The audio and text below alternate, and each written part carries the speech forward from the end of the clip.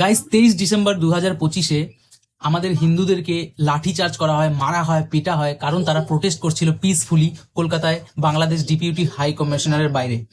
এবং দোষ তাদের এটাই ছিল যে তারা বাংলাদেশে যে মাইনরিটির উপরে অত্যাচার হচ্ছিল তাদেরকে যাতে শাস্তি দেওয়া যায় সেটারই মান রেখে সেখানে প্রোটেস্ট চলছিল, যেটা পিসফুলি ছিল, একদম শান্তভাবে। কিন্তু সেখানে পুলিশরা এসে তাদেরকে মেরে পিটে শেষ করে দেয়, অনেকে নাক ফেটে যায়, রক্ত বের করে দেয়। এভাবে না আটকালেও পারতো।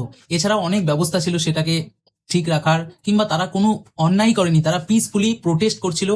এবং মাইনরিটির উপরে যেটা অত্যাচার হচ্ছে বাংলাদেশে, হিন্দুদের উপরে যে অত্যাচারটা হচ্ছে সেটার বিরুদ্ধে রুখে দাঁড়িয়েছিল।